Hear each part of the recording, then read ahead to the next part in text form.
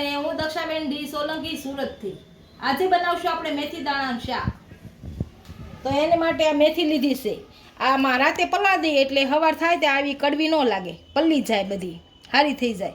આ 4 કાંદા લીધા છે ગ્રેવી કરીને આ રીતના, અને 3 ટમેટા લીધા છે એ ગ્રેવી કરીને લીધા છે, અને આ 2 ચમ મરચાં, અને 2 લસણની કળી 2-3, અને આ કશ્મીરી મરચું લાલ, આ ગોળ, આ હિંગ લીધી છે 1 ચમચી, 1 ચમચી હળદર લીધી છે, આ મીઠું, આ ધાણા જીરું 2 ચમચી લીધું છે, આ જીરું આખું, અને આ લીલા ધાણા, અને આ વઘારવા માટે લસણ લીધું છે.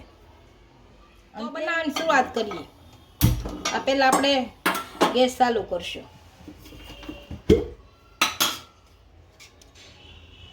આ 5 પાવડા નાખશું.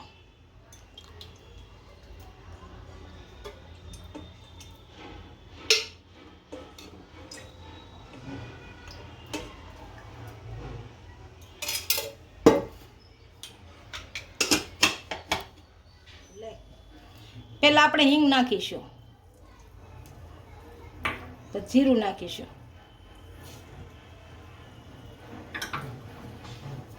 અને સાતળ લેશું સારું.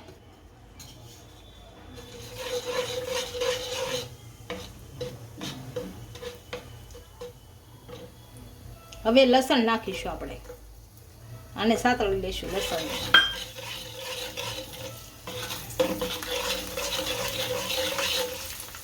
અને તેલમાં સારું સાતળી નાખશું.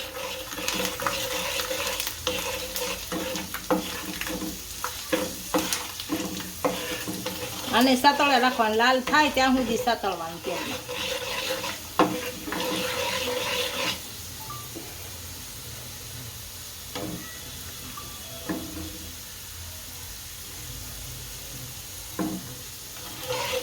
હવે આ લસણ ને મરચાં છે એ નાખશું.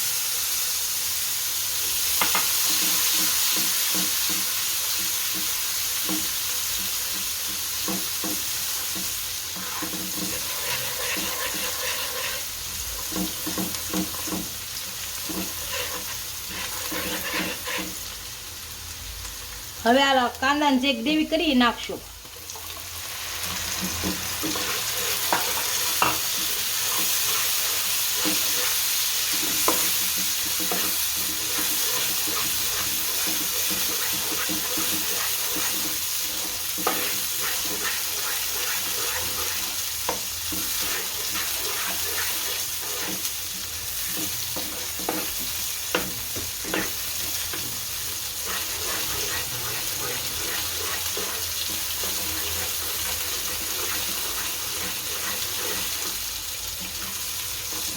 અને સતત હલાવ્યા કરીએ, કેમ કે નીચે તળિયે ન બેસી જાય.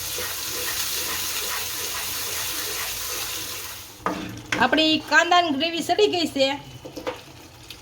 આ ટમેટાને નાખશું. આ મસાલો નાખી દઈશું બધો. હળદર નાખશું, આ ધાણા જીરું,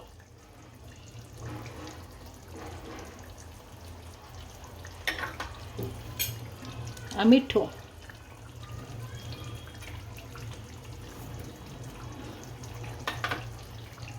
આ મરચું,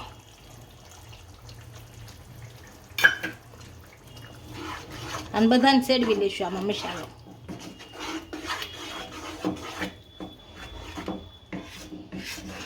અને મસાલો સડવા દઈશું સારો.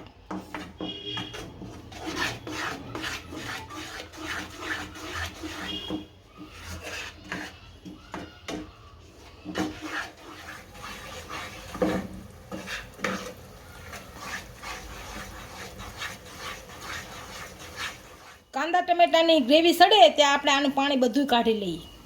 ગ્રેવી આપણી સડી ગઈ છે. આમાં મેથી નાખશું,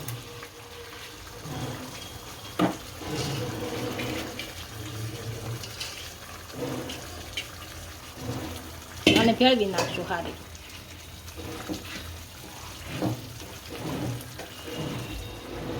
આ ભળી ગઈ છે. આમાં ગોળ નાખી દઈએ.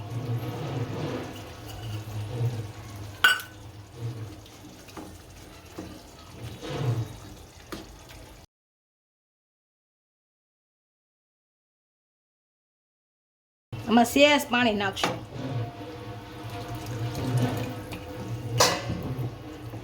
આને હવે સડવા દઈશું આપણે. આપણું શાક સડી ગયું છે. હવે આને ધાણા નાખી દઈશું.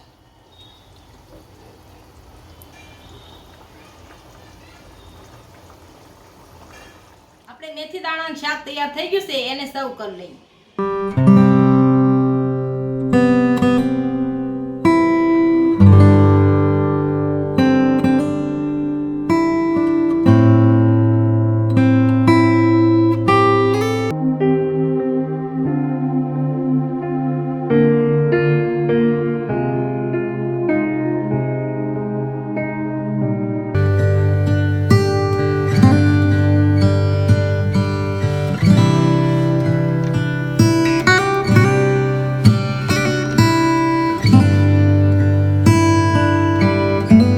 કોમેન્ટ કરીને કહેજો વિડીયો કેવો લાગ્યો. જો વિડીયો ગમ્યો હોય તો લાઈક, શેર અને સબસ્ક્રાઇબ કરી દેજો. મળીએ નવા વિડીયો સાથે. ઇન્સ્ટાગ્રામ અને ફેસબુક પર ફોલો કરવા નહીં ભૂલતા.